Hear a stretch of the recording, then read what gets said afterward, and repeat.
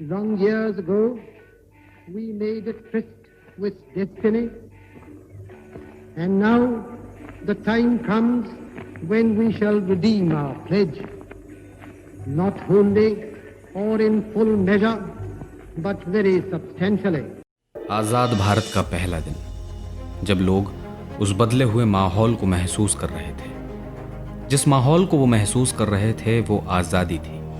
लगभग 200 साल बाद मिली आज़ादी। लोग खुशी से पागलों की तरह झूम रहे थे, मगर नेहरू थे कि आज़ादी का जश्न नहीं मना रहे थे, क्योंकि वे जानते थे कि असली लड़ाई तो अब शुरू हुई है। नेहरू के मन में इंग्लैंड के प्रधानमंत्री विंस्टन चर्चिल का वो बयान ज़रूर रहा होगा जिसमें चर्चिल ने कहा था कि अगर अंग्रेज़ भारत से चले गए तो भारत के लोग इस देश को चला नहीं पाएंगे। यहाँ के जाहिल लोग आपस में लड़ मरेंगे और देश के सैकड़ों टुकड़े हो जाएंगे। ये कहानी उस भारतीय योद्धा की है जिसने एक राष्ट्र को राष्ट्र बनना सिखाया।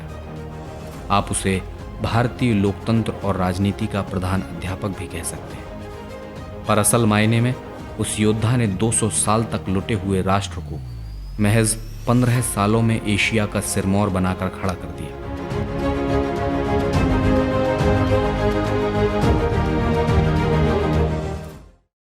नमस्कार। आपने आज़ादी से पहले वाले उस नेहरू को देखा जो विदेश से पढ़ करके भारत आया और गांधी से मिला। गांधी से मिलने के बाद वो लड़का जो कोट पैंट पहनता था वो अपने हाथ से खादी काटने लगा और वो पूरी तरीके से बदल गया। वो एक ऐसा जवाहरलाल नेहरू बना जो इस देश की आज़ादी के लिए 10 सालों तक जेल में रहा, जिसने गांव, शहर, सड़कें सब पैदल नाप दी।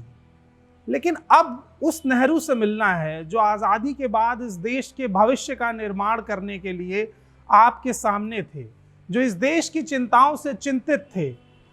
आज़ादी के बाद जो भारत नेहरू को मिला था वो आज जैसा भारत नहीं था। समस्याएं बहुत विकराल थी। सन 46-47 में बंगाल में एक ऐसा बड़ा सूखा पड़ा था कि लगभग 20 से 25 लाख लोग इस देश में भुखमरी के शिकार होकर मारे गए। मुल्क निश्चित तौर पे कभी गुप्त वंश के ज़माने में सोने की चिड़िया रहा होगा, लेकिन जब अंग्रेज इस देश को छोड़ के जा रहे थे तो ये सोने की चिड़िया नहीं था। आप उस ज़माने के फुटेज देखें, महात्मा गांधी की अंतिम यात्रा के जो प्रोसेसन है, जो पूरा जुलूस जा रहा है, उसे देखें, कितने लोगों के पाँव में जूता है। आप देखें, महात्मा गांधी लंगोटी लगाते थे, कोई वस्त्र नहीं पहनते थे, तो कोई फैशन थोड़ी वो कर रहे थे कि बाकी भीड़ से अलग दिखें। उन्होंने ये देखा कि इस देश का बहुसंख्यक आबादी इतना ही वस्त्र पहन पा रही है और मैं सबको खादी पहनाना है, तो मैं स्वयं न्यूनतम वस्त्र पहनने लगूंगा तो लोग न्यूनतम वस्त्र पहन के अपना काम चला लेंगे और खादी से उनका काम चल जाएगा। यानी तन ढकने को कपड़ा नहीं था, पाँव में पहनने को चप्पल नहीं थी। जिस समय नेहरू गद्दी पे बैठ रहे हैं, आप सबको पता है मुल्क का विभाजन हुआ था, हिंदू मुस्लिम दंगे हो रहे थे, मुस्लिम सिख दंगे हो रहे थे। कम से कम 20 लाख आदमी उन दंगों में मारा गया, इस धर्म का या उस धर्म का। और वो दंगे सिर्फ एक जगह सेंटर्ड नहीं थे। यहाँ जो आज हम पाकिस्तान कहते हैं, यहाँ पंजाब और सिंध के इलाके में हो रहे थे, और जिसे हम आज बांग्लादेश कहते हैं, वो बंगाल, संयुक्त बंगाल था, वो पूर्वी और पश्चिमी बंगाल विभाजन हुआ, वहाँ हो रहे थे। भयानक उन दंगों में तो कोई चाहे तो आंख मूंद ले और रिपोर्टिंग ना करे, लेकिन उस ज़माने में तो ऐसा नहीं होता था कि दंगों से कोई प्रधानमंत्री या गृह मंत्री आंखें मूंद ले या राष्ट्रपिता उनको ना देखे, किसी कार्यक्रम में घूमता रहे दूसरे देशों के राष्ट्राध्यक्षों के साथ। ऐसा नहीं उस ज़माने में होता था। तो भारी एक ह्यूमन बने, एक तरह से गृह युद्ध कह लें उसे, अगर और कहीं होता तो उसे सिविल वार ही कहा जाता।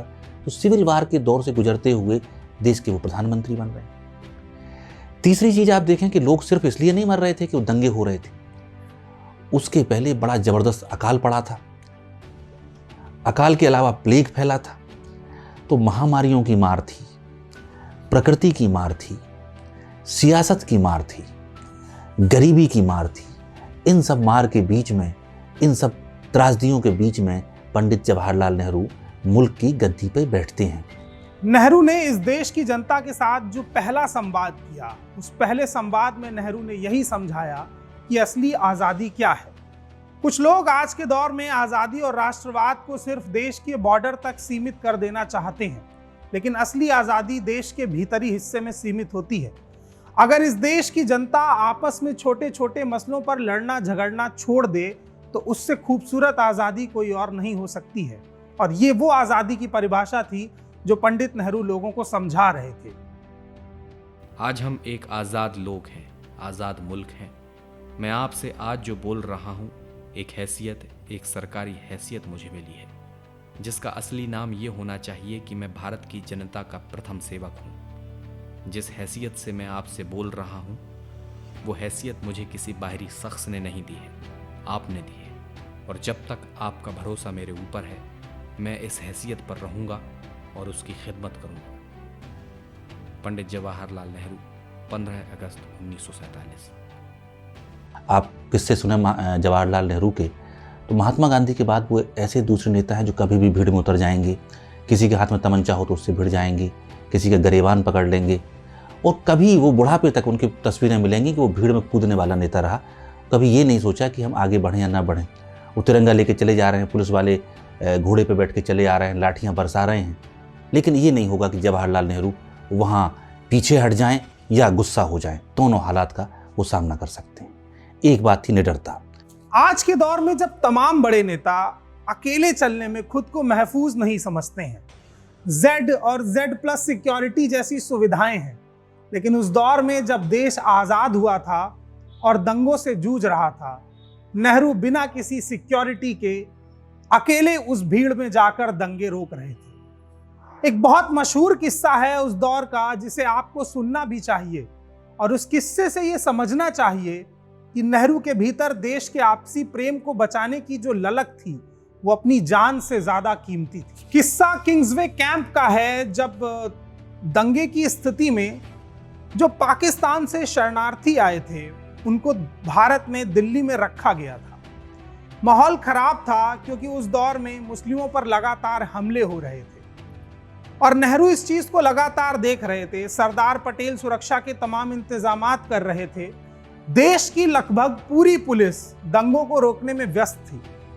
उस दौर में किंग्सवे कैंप के पास मुस्लिम बस्ती पर अचानक से कुछ लोग हमला करते हैं और वो बुरी तरीके से बस्ती को तबाह करके वहां का सामान लूट कर जा रहे होते हैं। ये बात जब पंडित नेहरू को पता चलती है तो नेहरू बिना किसी सुरक्षा के उस भीड़ के पीछे चल देते हैं, और जब भीड़ के सामने पहुंचते हैं तो लोग नेहरू को देखकर हक्के बक्के रह जाते हैं और नेहरू को देख करके जवाहरलाल की जय हो, भारत माता की जय हो जैसे नारे लगाने लगते हैं। नेहरू का गुस्सा सबसे चरम पर पहुंचा होता है। नेहरू गाड़ी से उतरते हैं और सीधे जाकर भीड़ के सामने खड़े हो जाते हैं और चिल्लाकर कहते हैं कि मुझे तो लगता था मैंने अपने भाइयों को शरण दी है, लेकिन मैं तो इस देश में लुटेरों को शरण दे रहा था। नेहरू की यह बात सुनकर एक युवा के भीतर काफी गुस्सा आता है और वो युवा सामने आकर के कहता है कि पंडित जी, आपको क्या पता हमने किस तरीके की यातनाएं और समस्याएं झेली हैं। नेहरू गुस्से से तमतमा जाते हैं और उस दौड़ करके उस युवा की गर्दन पकड़ लेते हैं और कहते हैं ये जो तुम कर रहे हो इस देश की आजादी के लिए खतरा है। नेहरू को इस स्थिति में देख करके युवा कहता है कि पंडित जी, मेरा इससे बेहतर सौभाग्य नहीं होगा कि मैं आपके हाथों मारा जाऊं। इस बात के बाद उस भीड़ में गहरा सन्नाटा पसर जाता है। नेहरू का गुस्सा लगभग शांत हो गया था और नेहरू निशब्द थे। नेहरू के पास कहने के लिए कोई उत्तर नहीं था। तब नेहरू समझाते हैं कि जो स्थितियां आज हैं, मैं तुम्हारी परेशानियों को, तुम्हारी समस्याओं को समझ रहा हूं। जितना दुख तुम्हें है उतना दुख मुझे भी है, लेकिन इसका मतलब ये नहीं है कि हम अपने भाइयों पर हमलावर हो जाएं और उनके सामान को लूटें।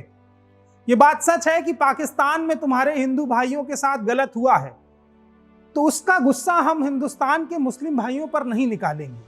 नेहरू ये बात कहते हैं कि तुम्हें अगर इतना ही क्रोध है तो सेना में भर्ती हो, हम मिल करके पाकिस्तान पर चढ़ाई करेंगे, लेकिन अपने देश के भीतर रहने वाले हर एक व्यक्ति को हिंदुस्तानी समझेंगे और उसके साथ वही व्यवहार करेंगे जो हम अपने घर के लोगों के साथ करते हैं।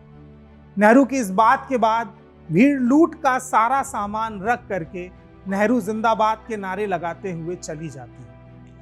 ये नेहरू का ऑरा था, ये उस दौर के नेहरू का व्यक्तित्व था कि लुटते हुए सामान को नेहरू की एक आवाज ने बचा लिया था।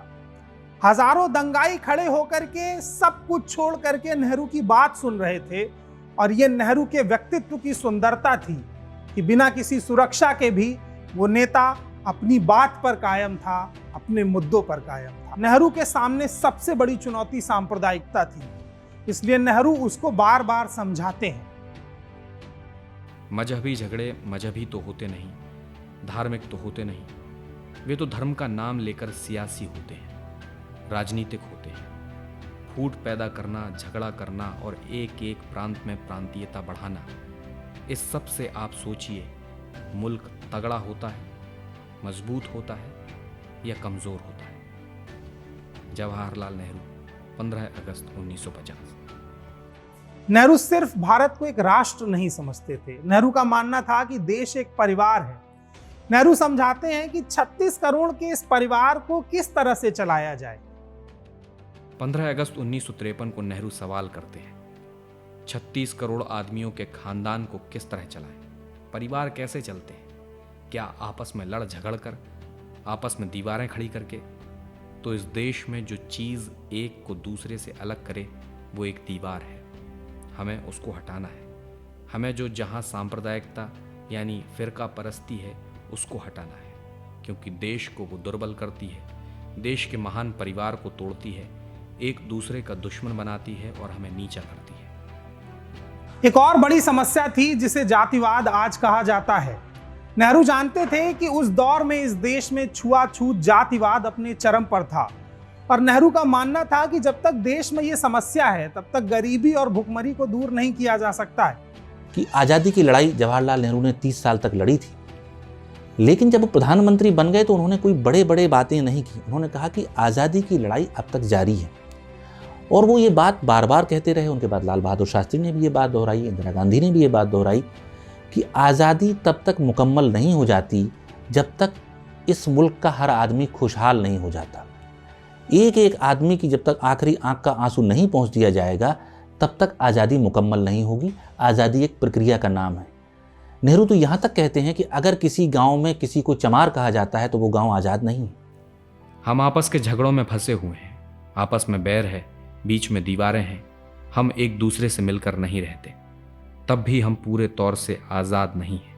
जो एक दूसरे के खिलाफ हमें जोश चढ़ता है उससे जाहिर होता है कि हमारे दिल और दिमाग पूरी तरह से आज़ाद नहीं हुए हैं, चाहे ऊपर से नक्शा कितना भी बदल जाए। इसी तरह की कई बातों से हमारी तंग ख्याली जाहिर होती है। अगर हिंदुस्तान के किसी गांव में किसी हिंदुस्तानी को, चाहे वो किसी भी जाति का है, अगर उसको हम चमार कहें, हरिजन कहें, अगर उसको खाने पीने में, चलने रहने में वहाँ कोई रुकावट है तो वो गांव कभी आज़ाद नहीं है, गिरा हुआ है। 1954, पंडित जवाहरलाल नेहरू। लोकतंत्र, संविधान और विपक्ष, ये वो तीन मूल चीजें हैं जिन पर कोई भी राष्ट्र अपने भविष्य की नीतियां तय करता है। नेहरू ये बात बेहतर स्थिति में जानते थे, इसलिए 47 के बाद नेहरू जब संविधान को समझा रहे हैं और लोकतंत्र को समझा रहे हैं तब ये बात भी कह रहे हैं कि किसी भी देश में लोकतंत्र की स्थापना के लिए एक बेहतर विपक्ष का होना बहुत आवश्यक है।